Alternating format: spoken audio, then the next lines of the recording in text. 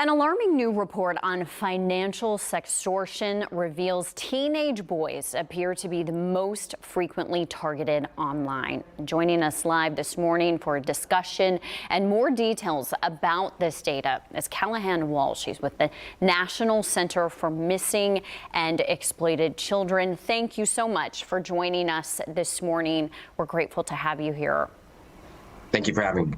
Now, as a parent, when you see this data, when you hear about this is something that's very concerning. It causes a lot of questions that people may have. But let's start with, what is financial sextortion? Well, financial sextortion is when a predator will essentially catfish a minor into sending them a sexually explicit image and then using that image to blackmail them for either more sexually explicit images. Well, in this case, in financial sextortion, it's for financial goods and services. And that could be anything from a gift card to a money transfer, something of that sort. And we're seeing boys being targeted at an alarming rate.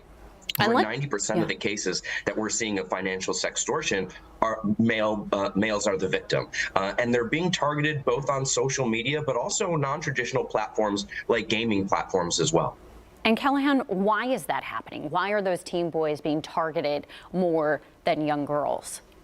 Well, traditionally, we were seeing young girls initially being targeted for these sexually explicit content, and typically they're being targeted by sexual predators online. Boys are being targeted by criminals and even criminal enterprises. These are scam organizations that have been existing for years out of countries like Nigeria and Cote d'Ivoire, the Ivory Coast, also coming out of India, the UK and the United States.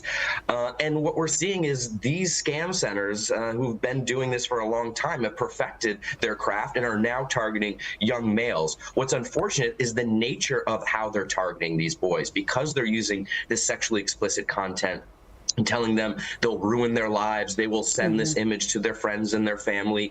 We've seen over a dozen boys commit suicide who were targeted, were victims of sextortion. It's an unfortunate crime. You know, internet has created life for the better in so many ways, but has created new ways to exploit our children. Yeah, and this is just one of those things. Parents want to be educated. They want to be proactive. They also want to know where this is happening. And you reference some of these online platforms. Where are we seeing this being used in cases of sextortion? We are seeing it on the traditional social media platforms. We know that's where kids spend a lot of time. And of course, that's where predators are going to go and prey on them as well. But we're also seeing it shift into, again, some of those more non-traditional platforms, gaming platforms, which are growing in connectivity.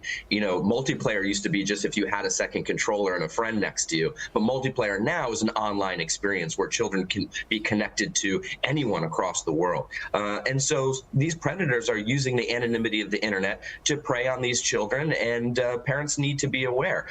They need to be talking to their children about making safe and smart decisions. And if something like this were to happen, that parents need to make sure their children know that they can come to them if something like this happens to them. If they're targeted, if they're a victim of sextortion, they should be able to trust their parent that they can go to them in a time of need. Yeah, just a very, very important conversation to have with your children. And I think one of the most concerning issues about this is, like you referenced, the anonymity of it all, and that these offenders, they're able to gain the trust of these children. How are they able to do that?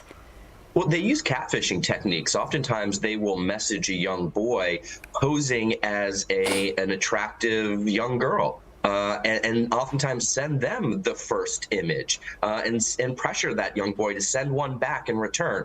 As soon as that image is sent, that boy makes the decision to send that image, the tables are turned. That's when the exploiters will immediately tell them exactly who they are and that they're demanding, money or a gift card in exchange for them to not spread that image to family and friends. It's insidious, and it's driven, as I mentioned, over a dozen boys to commit suicide. And it's something that, not only should parents be aware of, but schools and social media platforms have the responsibility as well to make sure these platforms are safe for their users. And Callahan, as you referenced, it's imperative that parents talk to their children. What advice would you have for the parents of teens? Where do they start with this conversation? What do they need to tell them? There's a lot of tips that I give to parents, but my top three is number one, try to understand the technology the best you can, and talk to your kids about what platforms they're on. Get on those platforms yourself and poke around. It's the best way to learn how they work. Number two is to set ground rules and stick to them, especially if there's maybe been some bad behavior in the past.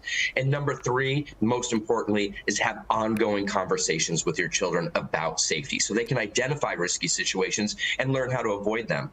Conversations you have with your youngest children when they're first getting online are going to be vastly different than the conversations you're having with your teens about online safety as well. So you need to start early and make sure those conversations continue.